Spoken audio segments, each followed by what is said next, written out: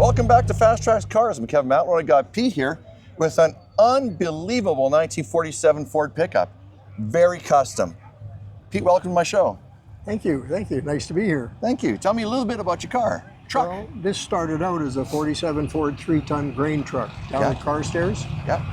I threw everything away except the cab and a couple of the pistons, which became my cup holders. Okay, yeah. And then I bought a 76 Cadillac to get the 500 cubic inch engine and the turbo 400 transmission. Excellent. Threw the rest of the Cadillac away. My son was throwing out a 75 Thunderbird, so I grabbed the differential out of it and shortened it up. So it's a rat rod. It's a bit of a dog's breakfast. I think there's at least 6 different vehicles represented here. Yeah. From 27 Whippet, I think that was. Yeah. But the headlights came from. Well, it's an amazing vehicle. You've done an amazing amount of work. It was all custom. I built the whole thing myself. Yeah, let's start from the beginning. When you first got it, what condition was it in? Well, as you can see from the bottom of the doors, the cab was rusted right out. Yeah. So I was going to channel it over the frame anyway, so the floor had to go. Had to replace the bottoms of both doors. Yeah. And then I lowered the body down. I made the frame myself to fit the body. So I put the engine and transmission and the differential roughly where I thought they should sit. Yeah. And then I started building the frame around that. Excellent. It's just 5x2 by 1/8 rectangular tubing. But on airbag suspension all the way around. Right. And since I had to have compressors and a storage tank for the air, I thought I might as well have air horns too. Absolutely. So the auto wrecker coughed up a set of air horns. That's perfect. And you have an Auga horn because I think there's a law says you have to have an Auga horn. Oh, it has to be. And then underneath my rear deck, I've got a set of Dukes of Hazzard horns with their own air compressor. That's fantastic. The kids just love them in the parades. I bet. I bet. Running a lot of parade. Got a set of steer horns out of an abattoir in Texas. Yeah. And they just fit my grill completely because I play with old tractors as well. Yeah. So I built the grill to look somewhere between a Caterpillar and a John Deere D. Wonderful. And I think I accomplished that. Yeah. And you got chains around the horns? I had this chain hanging there, so I thought better stay with chains. So I went chains around my fenders, chains around there, just for something to do. Yeah. Because a thing like this has to be legal and has to be safe. Yes. After that, you do whatever you want. Absolutely. You know? My mirrors are held on with skeleton claws. Yeah. Which actually caught my attention when I was walking by. I saw those and I thought that was very unique. That's very cool. I just added that this year. Before that, my mirrors were too close to the body, and they were just mirrors. So I thought, well. And you made the claws yourself? Oh yeah, that's just nuts and bolts out of the miscellaneous thing under the bench. Which was very almost steampunk kind of goth. Almost. It was really nice. Yep.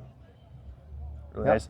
A lot of that's my milk bottle is the expansion tank for the coolant system. Yeah. A lot of guys use a fancy brandy bottle or whiskey bottle because there's some beautiful bottles out there. Oh yeah. Well, I don't drink, so I got a milk bottle. Perfect. Yeah, works like a champ. Perfect. And they're tough.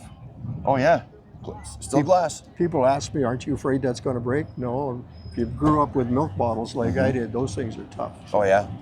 I used the milk bottle on the second one as well. Yes. Yeah. It's fantastic. And the brakes are full 4-disc? Discs on the front, the big Thunderbird, the drums on the back. On the back, okay, yeah. Yeah. So it stops good.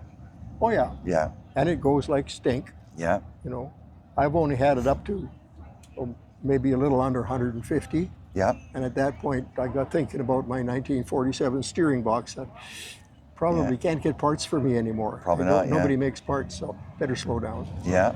So I don't need that much horsepower for the kind of driving I do. Yeah. You know. Well, and it doesn't weigh a whole hell of a lot, does it? Nope, What does it weigh about? I've got a weigh station just south of Leduc, but I've never driven Never down weighed and it. weigh it. Never weighed it. It can't be more than about 3,200 pounds, though. Yeah. It can't be much more than that. Yeah. I've had a lot of fun with it. And the interior, there's a lot of details in there. Oh yeah. What's with the dashboard? There's a pinstripe on there. Well, I was going to a friend's car show in northeastern Oklahoma a few years ago, and I knew there was going to be a famous pinstriper, sets up there and does pinstriping all weekend. So I took my glove box door down, and he pinstriped it for me. I think it cost me $20 US. That's amazing. You know, and he signed it too, which is a real coup. So I treasure that. That's amazing. Yeah, that was quite an addition. Is he still around doing this? Or No, I believe he's passed away. He's passed away, yeah. It's too bad a lot of talent like that, they leave. He was famous in that part of the United States. People brought their vehicles from all over him. Yeah. He had a big tent set up, and he'd have 2 or 3 going all at the same time. And he still managed to work in my little Canadian glove box. That's wonderful. Yeah. I didn't hug him, but it was pretty close. I don't know where the seats came from. I got them from a fellow up in St. Albert. Yeah. I think his wife found out what he was building. Yeah. So he was selling off his parts. So I got his airbags and his seats and triangulated rear suspension and stuff cheap. Yeah. And the seats were in beautiful shape, so I grabbed them. Excellent. Of course, I had to make my own floor. It doesn't have a headliner because it's a rat rod, so there's no interior whatever. Right. Bare bones. Yeah. I've got a functioning interior light that looks like a 110 volt light bulb, but it's actually 12. Yeah. And then I have a shrunken head hanging from my interior light that I've had since I was about 16, which is a long time ago. Well, it's only a couple of years, right? Yeah. Yeah. Bless you. So I thought that was a nice addition. Good place to hang it. Absolutely. And I didn't want to lose my gas filler neck because I liked the gasket that was on it. Oh, yeah. So I put a fox's tail in there. That's perfect. That's the second one. Second one? That shows dogs and little kids have to pull at that until finally it was just a little stub. Yeah. So I got another one and glued it in there. Well, it just draws attention, right? Yeah. Yeah. And the rubber on it?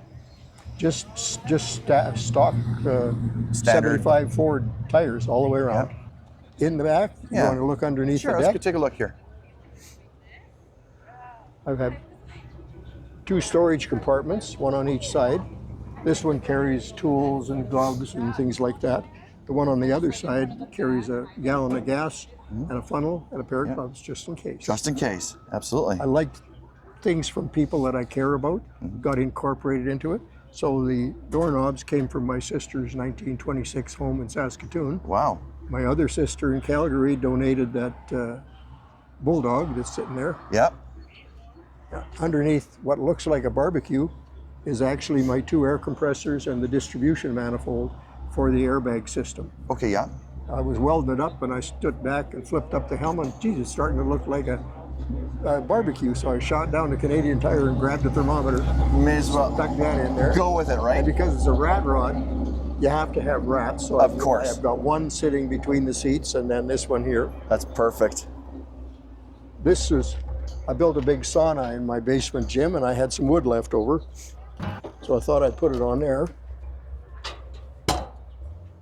Underneath there, well, it's dusty and dirty. This is where the business is. Yeah. Fuel tank, airbags, battery. You can see my storage tank for the air is up there. Absolutely. And my Dukes of Hazzard horns are right here. They're facing down towards the ground.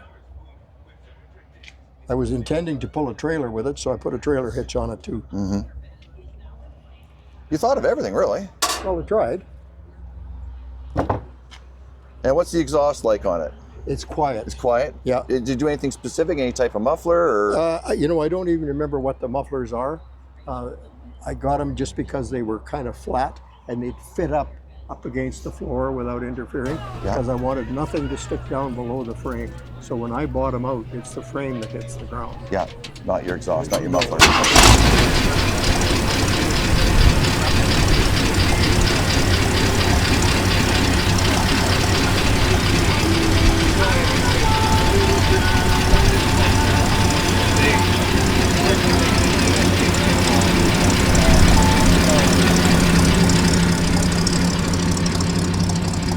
They're dead quiet.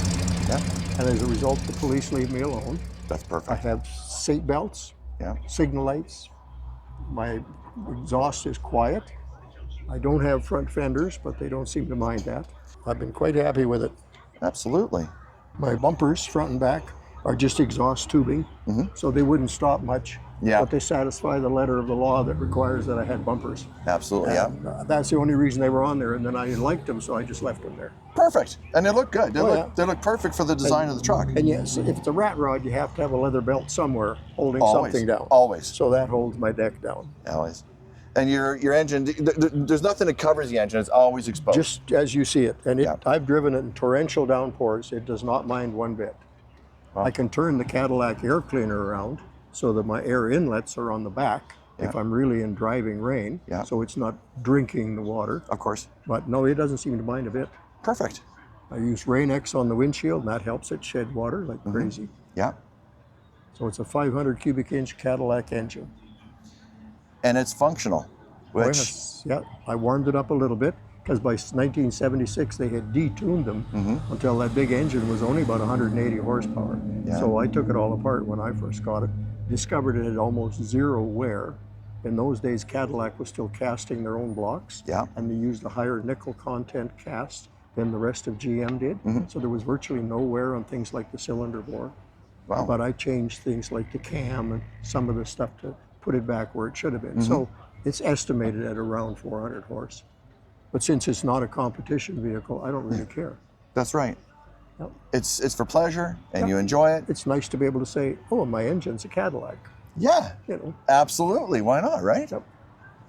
You've done a beautiful job. Thank you. Beautiful job. Thank you so much for being on my channel. I do Oh, appreciate my your pleasure. time. My pleasure. Nice to be here. If you're an automotive enthusiast like we are, like, comment, subscribe, and don't forget to turn on the notification bell so you're alerted when new videos go live.